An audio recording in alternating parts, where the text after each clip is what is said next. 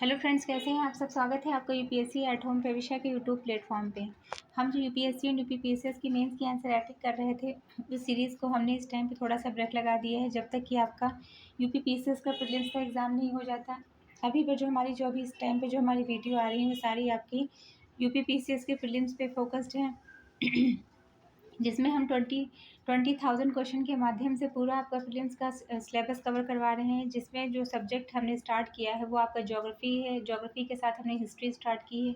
History में आपका ancient history और मॉडर्न हिस्ट्री चल रही है। इन्वायरमेंट और ज्योग्राफी, हिस्ट्री, इन्वायरमेंट और पॉलिटी, ये सारे सब्जेक्ट हमने स्टार्ट कर दिए हैं। नेक्स्ट हमारा जो सब्जेक्ट रहेगा वो हम साइंस को लेके आएंगे, फिर इकोनॉमिक्स की भी जो है कंप्लीट कराएंगे।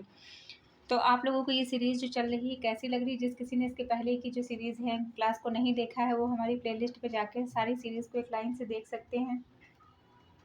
इसी के साथ साथ हमारी लक्ष्मीकांत की स्पेक्ट्रम की सीरीज़ रेगुलर बेसिस पे चल रही है, जिसमें हम सबसे पहले चैप्टर कंप्लीट करवाते हैं, फिर उस चैप्टर से रिलेटेड प्री के और मेंस के क्वेश्चन, जिसमें 20 क्वेश्चन प्री के और 10 क्वेश्चन मेंस के पूरा डिटेल में कवर करवाते हैं। तो वो जो सीरीज़ है वो आपके ना केवल जो है मेंस के लिए बल्कि प्री के प्रोस्पेक्टिव से भी काफ़ी इंपॉर्टेंट है, इसलिए वो सीरीज़ अभी रेगुलर बेसिस पे चल रही है। हमने लक्ष्मीकांत की सीरीज़ के 20 चैप्टर और जो हमारी स्पेक्ट्रम की सीरीज़ है हमने 18 चैप्टर्स के कवर कर लिए हैं।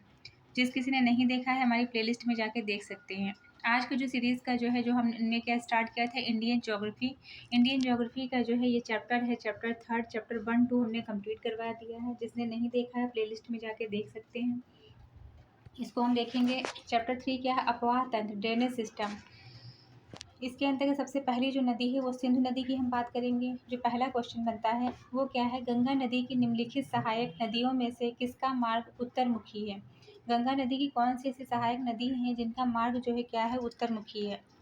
तो वो नदी है सोन।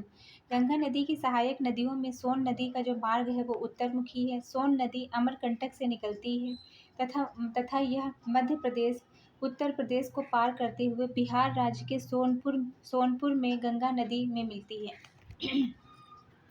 क्या हमने देखा कि गंगा नदी की जो सहायक नदियों में सोन नदी का मार्ग है वो क्या है, उत्तरमुखी है। सोन नदी जो है वो अमरकंटक। अब ये भी क्वेश्चन आपको पूछा जा सकता है कि सोन नदी का जो है, सोन नदी कहाँ से निकलती है, तो यह अमरकंटक से निकलती है तथा यह मध्य प्रदेश, उत्तर प्रदेश को पार करते हुए बिहार राज्य के सोनपुर जिले में गंगा नदी से मिलती है। नेक्स्ट क्वेश्चन हम देखेंगे। नेक्स्ट क्वेश्चन क्या है, सिंधु नदी का उद्गम स्थल क्या है। तो यह है कैलाश श्रृंखला सिंधु नदी का उद्गम है। इसको हम डिटेल में देखेंगे। कैलाश पर्वत श्रेणी तिब्बत में स्थित है तथा इसी श्रेणी में स्थित बोखरचू हिमनद से सिंधु नदी का उद्गम होता है। भारत में हिमालय की नदियों में से यह सबसे पश्चिमी नदी है। इसकी सहायक नदियां हैं झेलम, चेनाब, रावी, व्यास, सतलज, जास्कर, गोमल, द्रास, श्योक, सिगार, कुर्रम, काबुल, गिलगिट। भारत और पाकिस्तान के मध्य हुए सिंधु जल समझौते के अंतर्गत भारत सिंधु व उसकी सहायक नदियों में झेलम और चिनाब 20% जल का उपयोग कर सकता है। नेक्स्ट हम देखेंगे ये जो क्या कर सकता है। इसमें जो हमने क्या देखा है कि भारत और जो है पाकिस्तान के मध्य हुए सिंधु जल समझौते के अंतर्गत भारत जो है सिंधु व उसकी सहायक नदियों में झेलम और चिनाब के 20% जल का उपयोग कर सकता है। नेक्स्ट क्वेश्चन क्या है, निम्न नदियों में से किसका उद्गम भारत में नहीं है। तो किसका, सतलज का उद्गम भारत में नहीं है। ये क्वेश्चन आपको मोस्ट इंपॉर्टेंट है, कई बार पूछा गया है। इसको हम डिटेल में देखेंगे।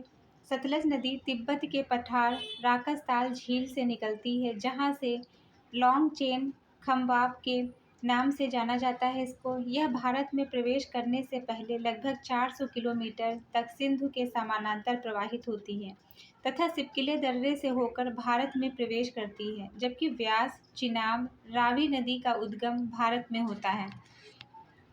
नेक्स्ट क्वेश्चन क्या है, निम्नलिखित नदियों में से किसके मध्य बिस्ट दोआब फैला हुआ है। तो किनके मध्य में बिस्ट दोआब फैला हुआ है, ये व्यास और सतलज नदी के मध्य में बिस्ट दोआब फैला हुआ है। इससे देखिए आपके जो है क्वेश्चन आगे बन सकते हैं।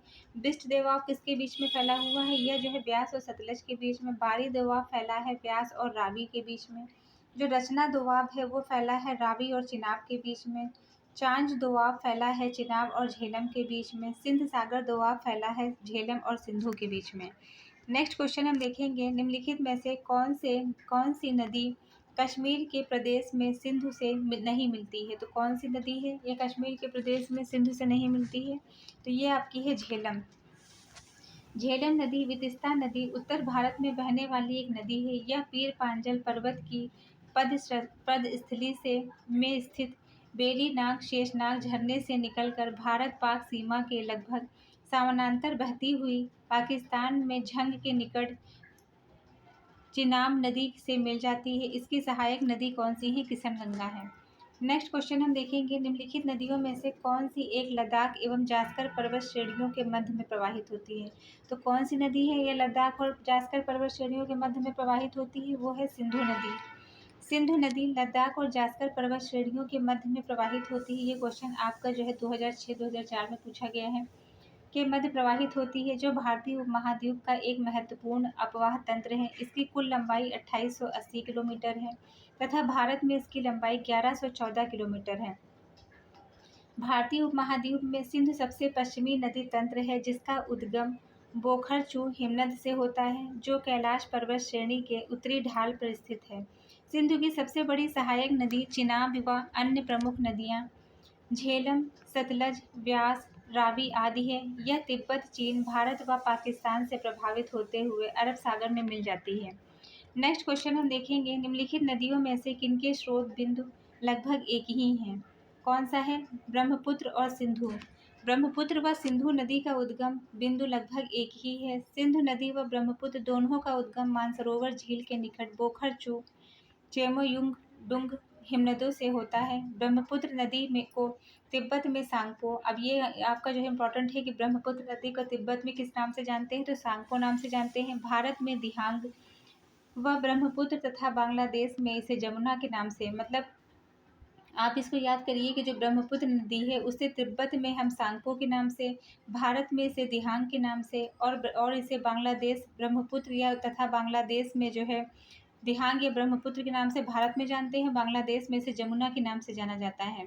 असम घाटी में प्रवेश करने के पश्चात यह नदी कई द्वीपों का निर्माण करती है, जिसमें जिसमें जो है विश्व का सबसे बड़ा द्वीप नदी द्वीप मांजुली द्वीप प्रमुख है, जिसे असोम सरकार के द्वारा अब जिले के रूप में मान्यता प्रदान की गई है। भारत में ब्रह्मपुत्र की प्रमुख सहायक नदियां मानस, दिबांग, बूढ़ी दिहांग, लोहित, धनश्री, कपिली, जिया भरेली आदि हैं।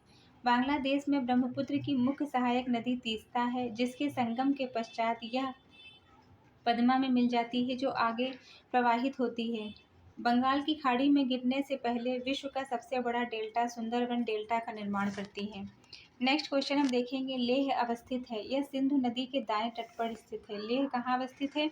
यह जो सिंधु नदी है उसके दाएं तट पर स्थित है। लेह जिला केंद्र शासित प्रदेश लद्दाख में स्थित है। यह समुद्र तल से 11,500 फीट की ऊंचाई पर श्रीनगर के 160 मील पूर्व, यारकंद के लगभग 300 मील दक्षिण, लद्दाख पर्वत श्रेणी के आंचल में उत्तरी सिंधु के दाहिने तट पर 4 मील दूर स्थित है। यहाँ पर एशिया की सर्वाधिक ऊंची मौसमी वेधशाला है। नेक्स्ट हम बात करेंगे किसके बारे में? ये हम बात करेंगे अब ब्रह्मपुत्र नदी के बारे में। तो ये इसके बारे में देखेंगे, निम्नलिखित नदियों में से कौन सा लगभग एक ही बिंदु से उत्सर्जित होता है? तो कौन सा है? ब्रह्मपुत्र और इंडस जो है एक लगभग एक ही बिंदु से उत्सर्जित होती हैं। सिंधु नदी, इंडस तथा ब्रह्मपुत्र नदी का उद्गम स्थल है। सिंधु नदी जो है तथा ब्रह्मपुत्र नदी का उद्गम स्थल एक ही है। दोनों नदियां तिब्बत से निकलकर एक अरब सागर सिंधु में तथा दूसरी ब्रह्मपुत्र बंगाल की खाड़ी में गिरती है। सिंधु बोखरचू हिमनद से, ब्रह्मपुत्र आगसी ग्लेशियर से निकलती है। सिंधु की सहायक नदियां हैं झेलम, चिनाब, रावी, व्यास, सतलुज तथा ब्रह्मपुत्र की सहायक नदियां हैं दिबांग, लोहित, धनसिरी, कामेंग, मानस, तीस्ता, सुबनसिरी नदी है। नेक्स्ट क्वेश्चन हम देखेंगे, निम्नलिखित में से किस नदी में मांजुली नदी द्वीप स्थित है? कौन सा ऐसा जो है कौन सी ऐसी नदी है जहाँ पर मांजुली नदी द्वीप स्थित है? ये है ब्रह्मपुत्र नदी। मांजुली नदी द्वीप ब्रह्मपुत्र नदी में स्थित है। यह द्वीप असोम में है। मांजुली द्वीप को विश्व का सबसे बड़ा नदी द्वीप की संज्ञा प्राप्त है। वर्ष 2016 में मांजुली को जिले का दर्जा दिया गया था। मांजुली का शाब्दिक अर्थ होता है पानी से घिरा हुआ क्षेत्र। मांजुली विश्व धरोहर स्थल की सूची में भी शामिल किया गया है। नेक्स्ट क्वेश्चन हम देखेंगे, कथन है कथन है कि तीस्ता नदी पहले गंगा की सहायक नदी थी, आज भी वह ब्रह्मपुत्र की सहायक नदी है। कारण है कि नदी अपहरण हिमालय की नदियों का एक प्रमुख गुण है। तो इसके अंतर्गत क्या पूछा गया है कि कथन और कारण जो है, कथन और कारण दोनों सही हैं, कारण कथन की सही व्याख्या करता है, या दूसरा है कि कथन और कारण दोनों सही हैं किंतु कारण कथन की सही व्याख्या नहीं करता है। तो इसके अंतर्गत क्या है कि कथन और कारण दोनों सही हैं। तीस्ता नदी पहले गंगा की सहायक नदी, आजकल वह ब्रह्मपुत्र की सहायक नदी है। कारण है कि नदी अपहरण हिमालय की नदियों का एक प्रमुख गुण है। तो अपहरण का मतलब क्या है कि यहाँ हमने देखा जो तीस्ता जो है, जो पहले गंगा की सहायक नदी थी, आज वह ब्रह्मपुत्र की सहायक नदी है। इसलिए कारण कहता है कि नदी का जो अपहरण है वह हिमालय की नदियों का एक प्रमुख गुण रहा है। तो कथन और कारण दोनों सही है, कारण कथन की सही व्याख्या करता है। नेक्स्ट क्वेश्चन हम देखेंगे, हिमालय में ब्रह्मपुत्र नदी का उदाहरण है कौन सा पूर्ववर्ती अपवाह। हिमालय में ब्रह्मपुत्र नदी पूर्ववर्ती अपवाह का उदाहरण है, क्योंकि पूर्ववर्ती सरिता उसे कहते हैं जिसका आविर्भाव स्थल खंड के उत्थान के पहले हो चुका है। भारत में सिंधु, ब्रह्मपुत्र, सतलज आदि नदियां इसके उदाहरण हैं।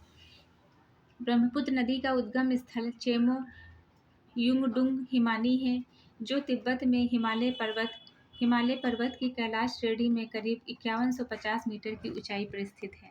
नेक्स्ट हम देखेंगे, संकोश नदी सीमा बनाती है इनके बीच में, असम और पश्चिम बंगाल के बीच में। संकोश नदी उत्तरी भूटान से निकलती है, यह असम और पश्चिम बंगाल के बीच सीमा बनाती हुई ब्रह्मपुत्र नदी से असम में मिल जाती है। भारत की सहायता से भूटान में संकोश परियोजना स्थापना की गई है, जो भूटान की सबसे बड़ी पन बिजली परियोजना है। नेक्स्ट हम नदी की बात करेंगे, गंगा, जो कि मोस्ट इम्पॉर्टेंट है। गंगा क्या है, यह कौन सी जो है नदी बांग्लादेश में पद्मा के नाम से जानी जाती है। बांग्लादेश में पद्मा के नाम से जो है कौन सी नदी जानी जाती है, तो ये जानी जाती है आपकी गंगा। गंगा नदी उत्तराखंड के राज्य के जो है गंगोत्री से निकलकर 4 राज्यों में प्रवाहित होती है, होकर बंगाल की खाड़ी में समाहित हो जाती है। कहाँ से ये निकलती है, गंगोत्री से निकलती है और 4 राज्यों में प्रवाहित होती हुई बंगाल की खाड़ी में जो है समाहित हो जाती है। इसकी लंबाई 2525 किलोमीटर है। इस नदी को बंगाल में पद्मा के नाम से जाना जाता है। ब्रह्मपुत्र नदी को बांग्लादेश में जमुना के नाम से जानते हैं। क्या देखा आपने, इस नदी को जो है बंगाल में, इस नदी को जो है, जो गंगा नदी को बांग्लादेश में पद्मा के नाम से जानते हैं, और जब हम ब्रह्मपुत्र नदी की बात करते हैं तो उसे बांग्लादेश में जमुना के नाम से जानते हैं। आप इसको जो है याद रखिएगा, गंगा को जो है बांग्लादेश में पद्मा और ब्रह्मपुत्र को बांग्लादेश में जमुना। नेक्स्ट क्या है, निम्नलिखित में से कौन सी एक नदी भारतीय गंगा नदी बेसिन का हिस्सा नहीं है। कौन सी, जोग नदी जो है इसका हिस्सा नहीं है। जोग नदी भारतीय गंगा नदी बेसिन का हिस्सा नहीं है, यह महानदी की सहायक नदी है। इसका उद्गम सोनबेरा पठार उड़ीसा से हुआ है। इसका प्रवाह क्षेत्र उड़ीसा के नुआपांडा और बरगढ़ जिला तथा छत्तीसगढ़ के महासमुंद और मलौदा बाजार के क्षेत्र में है। अन्नपुनपुन नदी, अजय नदी तथा जो है जलांदी नदी गंगा नदी बेसिन का हिस्सा है। नेक्स्ट हम क्वेश्चन देखेंगे, विष्णु प्रयाग निम्नलिखित में से किन नदियों के संगम पर स्थित है। तो विष्णु प्रयाग जो है किनके संगम पर स्थित है, यह आपका स्थित है धौली गंगा और अलकनंदा के बीच में। विष्णु प्रयाग धौली गंगा और अलकनंदा नदियों के संगम पर स्थित है। अलकनंदा की उत्पत्ति सतोपंथ तथा जो है भागीरथ खरब नामक हिमनदों से होती है। उल्लेखनीय है कि अलकनंदा ऋषि गंगा का मिलन बद्रीनाथ में होता है, जो कि चमोली जिले में स्थित है। अलकनंदा नदी का प्राचीन नाम क्या है, विष्णु गंगा है। नेक्स्ट हम देखेंगे, सूची 1 को सूची 2 से सुमेलित करना है। पहला क्या है, देवप्रयाग। देवप्रयाग जो है अलकनंदा भागीरथी का संगम स्थल है। देवप्रयाग क्या है, यह अलकनंदा और भागीरथी का संगम स्थल को क्या हम बोलते हैं, देवप्रयाग। कर्णप्रयाग हम किसको बोलते हैं, अलकनंदा और पिंडर नदी के संगम को जो है क्या बोलते हैं, हम कर्णप्रयाग बोलते हैं। देव जो है बोलते हैं अलकनंदा और भागीरथी के संगम को देवप्रयाग। अलकनंदा और पिंडार के संगम को जो है कर्णप्रयाग, और रुद्रप्रयाग बोलते हैं अलकनंदा और मंदाकिनी के संगम को। नंद प्रयाग बोला जाता है अलकनंदा और मंदाकिनी के संगम को। देवप्रयाग अलकनंदा भागीरथी है, कर्णप्रयाग है अलकनंदा। अब आप इसमें क्या याद करिए, आप इसमें जो है इसको इस प्रकार से याद कर सकते हैं कि आप जो है रुद्र और नंद को जो है एक में मर्ज कर दीजिए। इससे आप याद कर सकते हैं इन दोनों का सेम है, अलकनंदा और मंदाकिनी। दूसरा क्या है, देवप्रयाग। देवप्रयाग में जो है भागीरथी, देवप्रयाग में क्या है, अलकनंदा भागीरथी है। कर्णप्रयाग ही थोड़ा सा डिफरेंट है, कर्णप्रयाग में क्या है, अलकनंदा और पिंडार है। तो रुद्रप्रयाग और नंदप्रयाग क्या है? अलकनंदा और मंदाकिनी है। रुद्रप्रयाग कर्णप्रयाग, अलकनंदा मंदाकिनी। देवप्रयाग है अलकनंदा भागीरथी है। कर्णप्रयाग क्या है? अलकनंदा पिंडार है। अलकनंदा सब में कॉमन है। नेक्स्ट हम देखेंगे निम्नलिखित कथनों का परीक्षण करते हुए नीचे दिए गए उत्तर का जो है ऊँट का जो है सही उत्तर चुनें। इसके अंतर्गत जो है पहला क्या है? पहला जो पॉइंट है देवप्रयाग अलकनंदा। अब अभी हमने देखा था देवप्रयाग जो है वो अलकनंदा और भागीरथी नदी के संगम पर है, ये सही है। दूसरा पॉइंट क्या है? रुद्रप्रयाग। रुद्रप्रयाग हमने देखा था, रुद्रप्रयाग के बारे में हमने क्या देखा था? रुद्रप्रयाग और नंद, दूसरा क्या था यहाँ पे था? दूसरा था नंदप्रयाग। इसके बारे में हमने क्या देखा था? यह अलकनंदा और मंदाकिनी नदी के संगम पर अवस्थित है। नेक्स्ट हमने क्या देखा कि अलकनंदा नदी बद्रीनाथ से बहती है। तो ये जो है सारे फैक्ट आपके सही हैं, इसको हम देखेंगे। इसके अंतर्गत पहला, दूसरा, तीसरा जो है सही है। चौथा पॉइंट क्या है? केदारनाथ आदि शंकराचार्य द्वारा स्थापित सबसे बड़ी पीठ के रूप में जाना जाता है। तो ये फैक्ट आपका गलत है, इसको हम देखेंगे। गंगा का आरंभ भागीरथी अलकनंदा के रूप में होता है। अलकनंदा की दो धाराएं धौली गंगा, विष्णु गंगा, जिनका जो है संगम विष्णु प्रयाग में होता है, आगे अपवाहित होते हुए कर्णप्रयाग, पिंडार नदी, रुद्रप्रयाग, मंदाकिनी नदी अलकनंदा से संगम करती हैं। देवप्रयाग में भागीरथी अलकनंदा का संगम होता है, जिसके पश्चात संयुक्त धारा को गंगा के नाम से जाना जाता है। भागीरथी का उद्गम गंगोत्री हिमनद के गोमुख नामक स्थान से होता है। प्रसिद्ध बद्रीनाथ की घाटी जो हिंदुओं का पवित्र तीर्थ स्थल है, अलकनंदा के तट पर स्थित है। केदारनाथ पीठ को आदि शंकराचार्य के द्वारा स्थापित पीठों में शामिल नहीं किया गया है। अतः शंकराचार्य के द्वारा भारत के चारों दशाओं में स्थापित 4 पीठें निम्नलिखित हैं। बद्रीनाथ उत्तराखंड उत्तर दिशा में, द्वारका गुजरात में पश्चिम दिशा में, जगन्नाथ उड़ीसा पूर्व दिशा में, श्रृंगेरी कर्नाटक दक्षिण दिशा में। उत्तराखंड में बद्रीनाथ है, द्वारका है गुजरात में, जगन्नाथ जी है कहाँ पे? उड़ीसा में, और श्रृंगेरी है कर्नाटक में। तो एक जो है आप इसको ऐसे ही जो है आपको जो है मैप का जो है नॉलेज है, तो आप इसको वैसे ही कर सकते हैं कि उत्तर दिशा में कौन है, पश्चिम में कौन है, पूर्व में कौन है, दक्षिण में कौन है। नेक्स्ट क्या है? निम्नलिखित में से किस नदी के तट पर बद्रीनाथ का प्रसिद्ध मंदिर स्थित है? तो कहाँ पर? अलकनंदा। अलकनंदा नदी के तट पर बद्रीनाथ, मंदाकिनी नदी के तट पर केदारनाथ धाम और अलकनंदा मंदाकिनी के संगम पर रुद्रप्रयाग। अलकनंदा मंदाकिनी के संगम पर क्या है? रुद्रप्रयाग है। दूसरा हमने क्या देखा था? अलकनंदा और पिंडार के जो है संगम पे जो है कौन सा है? कर्णप्रयाग है।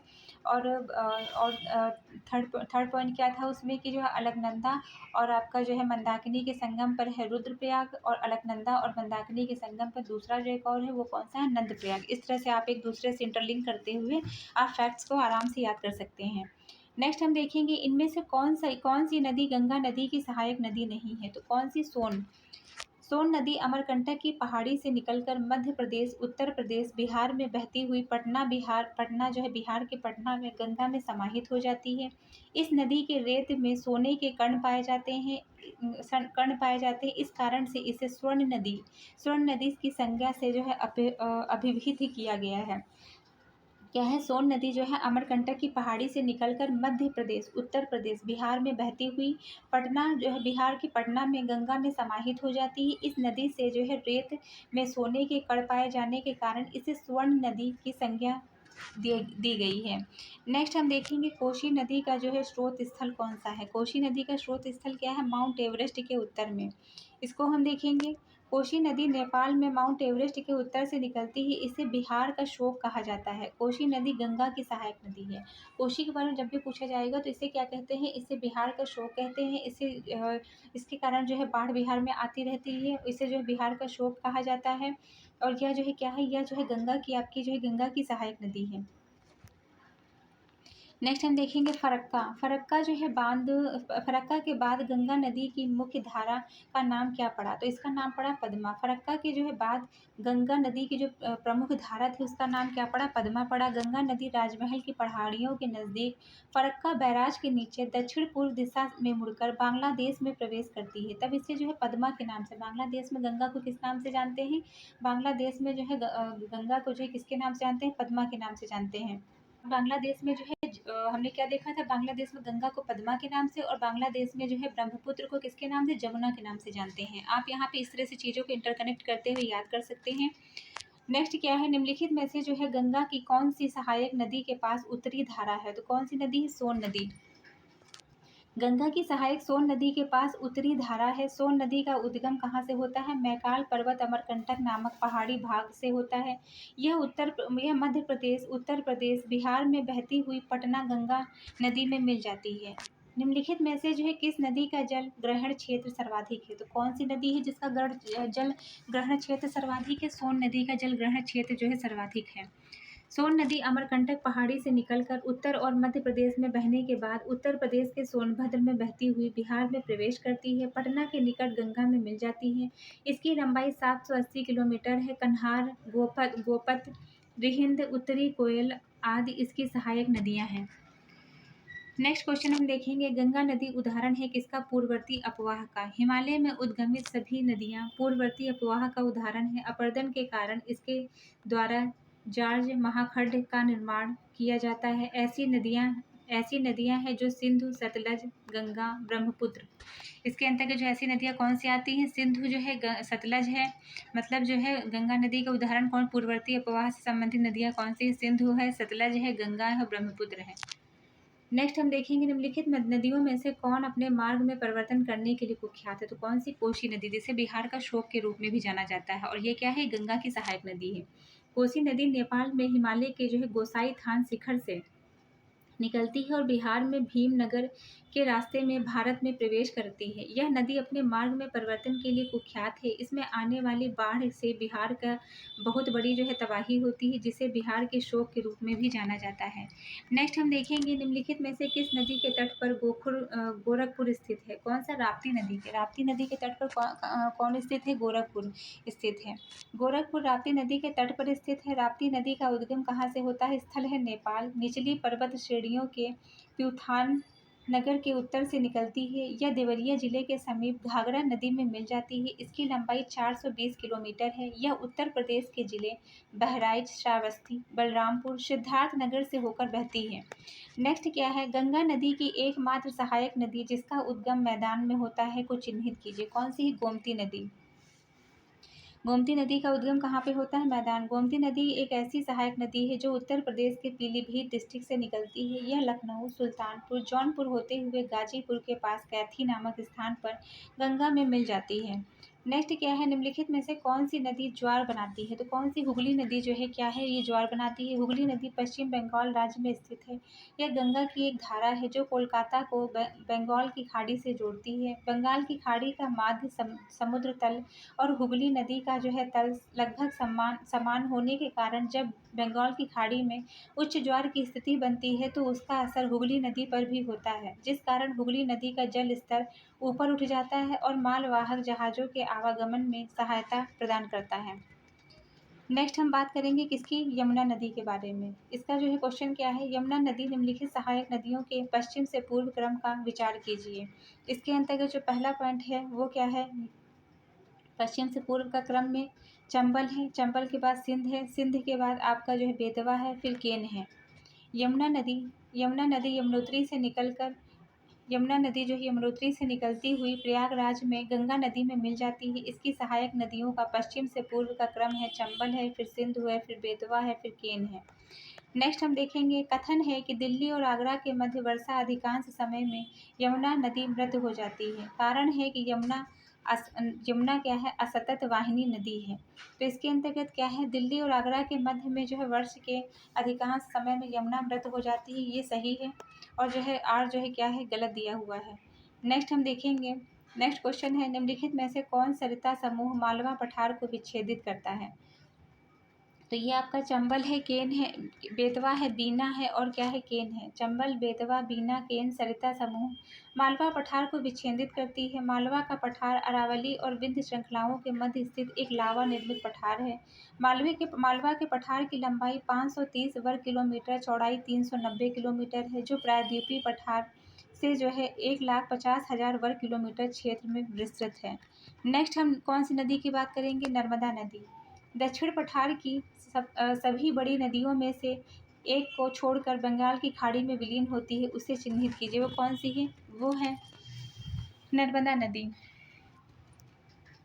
इसमें क्या है कि जो है नर्मदा नदी मध्य भारत के नर्मदा कुंड अमरकंटक से निकलकर मध्य प्रदेश, गुजरात, राजस्थान राज्य में बहने वाली एक प्रमुख नदी है। इसकी लंबाई 1312 किलोमीटर है। यह नदी पश्चिम की तरफ जाकर खंभात की खाड़ी में गिरती है। यह गोदावरी और कृष्णा नदी के बाद भारत के अंदर बहने वाली तीसरी सबसे लंबी नदी है। गोदावरी और कृष्णा के बाद जो है भारत में बहने वाली तीसरी सबसे लंबी नदी है। इसे मध्य प्रदेश की जीवन रेखा भी कहा जाता है। अब आपसे पूछा जा सकता है कि कौन सी नदी को मध्य प्रदेश की जीवन रेखा कहा जाता है, तो वो आपकी नर्मदा नदी है। जबकि अन्य तीनों जो है तीनों नदियों का मुहाना बंगाल की खाड़ी है। नेक्स्ट हम देखेंगे निम्नलिखित में से कौन सी नदी घाटी बेसिन क्षेत्रफल की दृष्टि से सबसे बड़ी है, तो कौन सी है? महानदी। राष्ट्रीय जल आयोग के अनुसार महानदी का अपवाह कितना है? 1,41,589 वर्ग किलोमीटर। महानदी का उद्गम फरसिया गांव, रायपुर जिला, छत्तीसगढ़ से होता है। छत्तीसगढ़, उड़ीसा, झारखंड, मध्य प्रदेश, महाराष्ट्र राज्य में इसका विस्तार है। कावेरी का अपवाह क्षेत्र है 87,900 वर्ग किलोमीटर। नर्मदा का अपवाह क्षेत्र है 98,795 वर्ग किलोमीटर। ताप्ती नदी का अपवाह क्षेत्र कितना है? 65,145 वर्ग किलोमीटर। नेक्स्ट क्वेश्चन हम देखेंगे, निम्नलिखित में से कौन सी भारतीय नदी का युग्म भ्रंश घाटी से होकर बहती है, तो कौन सी है? नर्मदा और ताप्ती भ्रंश घाटी से होकर बहती है। नर्मदा और ताप्ती नदी का जो है युग्म भ्रंश घाटी से होकर बहता है। नर्मदा नदी का उद्गम मैकाल पर्वत की अमरकंटक चोटी से है। यह नदी मध्य प्रदेश, गुजरात, महाराष्ट्र से होकर बहती है और अरब सागर में गिरने वाली प्रायद्वीपीय भारत की नर्मदा सबसे बड़ी नदी है। ताप्ती मध्य प्रदेश के बैतूल जिले के मुल्ताई नामक स्थान के सतपुरा श्रेणी से निकलती है। यह महाराष्ट्र, मध्य प्रदेश, गुजरात से होकर बहती है। यह सतपुरा और अजंता पर्वतों के बीच भ्रंश घाटी में प्रवाहित होती हुई खंभात की खाड़ी में गिरती है। नेक्स्ट क्वेश्चन है, कथन है कि नर्मदा नदी अपने मुहाने पर डेल्टा का निर्माण करती है। कारण है कि यह एक भ्रंश घाटी से होकर बहती है। तो इसमें क्या है, ये जो है कथन जो आपका बताया गया है कि नर्मदा नदी अपने मुहाने पर डेल्टा का निर्माण करती है, ये गलत है। जो कारण है इसका, यह जो है भ्रंश घाटी से बहती है, ये सही है। नर्मदा नदी अपने मुहाने पर एस्चुरी का निर्माण करती है, ना कि डेल्टा का निर्माण करती है। नर्मदा नदी भ्रंश घाटी से बहती है। नर्मदा नदी का उद्भव अमरकंटक पठार से होता है। यह भारत की पश्चिम वाहिनी नदियों में सबसे प्रमुख है। इस प्रकार जो है कारण सही है, किंतु जो कथन है वो गलत है। नर्मदा ताप्ती नदियों के मध्य स्थित है। कौन सा क्या स्थित है? सतपुरा की श्रेणियाँ। ये क्वेश्चन आपको मोस्ट इम्पॉर्टेंट है, बहुत बार पूछा गया है, आप इसको देख सकते हैं। इसको हम देखेंगे पूरा डिटेल में कि नर्मदा और ताप्ती नदियों के मध्य सतपुरा श्रेणी का विस्तार है। यह पर्वत श्रेणी पश्चिम में राजपीपला पहाड़ियों से प्रारंभ होकर महादेव मैकाल पहाड़ियों के रूप में छोटा नागपुर पठार पश्चिम सीमा तक विस्तृत है। नर्मदा नदी अमरकंटक के पठार से निकलती है। नर्मदा नदी कुछ प्रभावशाली महाखड्डों से होकर गुजरती है, जिसमें सबसे भव्य है जबलपुर के निकट धुआंधार जलप्रपात। जबलपुर से पश्चिम की ओर बहते हुए यह नदी विंध्य और सतपुरा पर्वत श्रेणियों के बीच एक भ्रंश घाटी से होकर गुजरती है। इस नदी की घाटी में समृद्ध जलोढ़ निक्षेप है। अंततः यह भरूच से आगे चौड़ी हो जाती है। एक 27 किलोमीटर चौड़ा मुहाना बनाकर खंभात की खाड़ी में गिर जाती है। इसी प्रकार ताप्ती मध्य के बैतूल जिले के मुल्ताई नामक स्थान से निकलती है। सतपुरा और अजंता पर्वत श्रेणियाँ मध्य पूर्व से पश्चिम की ओर भ्रंश घाटी में प्रवाहित होती हैं। सूरत शहर के नीचे एक मुहाना बनाती है। खंभात की खाड़ी में गिरती है। तो ये हमने जो है क्या देखा, ये हमने नर्मदा को भी कंप्लीट कर लिया। अब हम ताप्ती की बात करेंगे। ताप्ती नदी निम्नलिखित नदियों में से कौन सी नदी भ्रंश घाटी में प्रवाहित होती है? कौन सी है? ताप्ती नदी। ताप्ती नदी भ्रंश घाटी से प्रवाहित होती है। यह नदी मध्य प्रदेश के बैतूल जिले के मुल्ताई पहाड़ी से निकलकर पश्चिम की ओर प्रवाहित होती है। खंभात की खाड़ी के माल्ट बैंक क्षेत्र में मिल जाती है। तापी नदी अपवाह क्षेत्र मध्य प्रदेश, गुजरात, महाराष्ट्र राज्य आते हैं इसके अंतर्गत। नेक्स्ट क्वेश्चन क्या है, निम्नलिखित में से कौन सी नदी मुल्ताई के पवित्र तालाब टैंक से निकलती है? तो कौन सी नदी है? या ताप्ती नदी है। ताप्ती नदी मध्य प्रदेश के बैतूल जिले के मुल्ताई नामक स्थान के निकट सतपुरा श्रेणी से निकलती है तथा इसी श्रेणी के समानांतर 724 किलोमीटर की लंबाई में पश्चिम की ओर प्रवाहित होती हुई खंभात की खाड़ी में जाकर मिल जाती है। यह सतपुरा और अजंता पर्वतों के मध्य भ्रंश घाटी में प्रवाहित होती है। इसकी प्रमुख सहायक नदी है पूर्णा। नेक्स्ट क्वेश्चन हम देखेंगे, भारत में निम्नलिखित नदियों में से कौन पश्चिमी घाट से नहीं निकलती है? तो कौन सी? ताप्ती नदी। ताप्ती मध्य प्रदेश के मुल्ताई नामक स्थान के पास सतपुरा श्रेणी से निकलती है और भ्रंश घाटी में प्रवाहित होते हुए खंभात की खाड़ी में मिल जाती है, जबकि गोदावरी पश्चिमी घाट के स्थित त्र्यंबकेश्वर महाराष्ट्र पहाड़ी से निकलकर बंगाल की खाड़ी में गिरती है। कावेरी कर्नाटक के ब्रह्मगिरी पर पहाड़ी से निकलकर बंगाल की खाड़ी में गिरती है। अतः ताप्ती जो है पश्चिमी घाट से नहीं निकलती है। नेक्स्ट क्वेश्चन हम देखेंगे, कथन है कि प्रायद्वीपीय भारत की केवल 2 प्रमुख नदियां हैं, ताप्ती नर्मदा और ताप्ती, जो अरब सागर में गिरती हैं। कारण है ये नदियां भ्रंश जनित हैं। तो कथन और कारण दोनों सही हैं। कारण कथन की सही व्याख्या करता है। हिमालय नदी तंत्र की तुलना में प्रायद्वीपीय नदी तंत्र अधिक पुराना है। हिमालय के उत्थान के समय नर्मदा और ताप्ती नदियां भ्रंश घाटियों में बहती हैं। भ्रंश घाटी में बहने के कारण ही सामान्यतः ढाल में विपरीत पश्चिम की ओर प्रवाहित होकर खंभात की खाड़ी में अरब सागर में गिरती हैं। निम्नलिखित में से कौन सी नदी भ्रंश घाटी से होकर प्रवाहित होती है? तो कौन सी है? ताप्ती नदी। ताप्ती नदी भ्रंश घाटी से होकर प्रवाहित होने वाली पश्चिम भारत की नदी है। यह मध्य प्रदेश के बैतूल जिले, बार बार हम इस चीज़ को बता रहे हैं, आपका जो है डायरेक्ट इससे भी क्वेश्चन पूछा जा सकता है कि ताप्ती नदी से जो है कहाँ से निकलती है। तो यह मध्य प्रदेश के जो है बैतूल जिले के मुल्ताई पहाड़ी से निकलकर सतपुरा पर्वत तथा अजंता पर्वत श्रेणियों के मध्य से पश्चिम की ओर बहती हुई महाराष्ट्र के खानदेश के पठार सूरत के मैदान को पार करती है और अरब सागर में गिरती है। यह भारत की उन नदियों में सम्मिलित है जो पूर्व से पश्चिम की ओर बहती हैं और एस्चुरी बनाती हैं। नेक्स्ट क्या है, निम्नलिखित में से किन नदी का उद्गम मैकाल श्रेणी के अंतर्गत नहीं होता है? तो कौन सा है? यह जो है ताप्ती नदी है। मैकाल श्रेणी से उत्तर पूर्व की ओर सोन नदी, दक्षिण पूर्व की ओर महानदी, पश्चिम की ओर नर्मदा नदी निकलती है, जबकि ताप्ती सतपुरा श्रेणी से निकलती है। तो ये आपका जो है चैप्टर का जो है हाफ पार्ट अभी कंप्लीट हो गया है। नेक्स्ट हम इसके आगे, चूँकि चैप्टर बहुत बड़ा है, नेक्स्ट हम इसके आगे की वीडियो जो है बाद में लेके आएंगे। आप लोगों को हमारी जो सीरीज़ चल रही है प्री की कैसी लग रही है हमारे कमेंट सेक्शन में ज़रूर बताइए। तो ऐसे ही पढ़ते रहिए, लाइफ में आगे बढ़ते रहिए, यूपीएससी एट होम प्रविशा के साथ में मेंस आंसर राइटिंग की प्रैक्टिस करते रहिए। Thank you.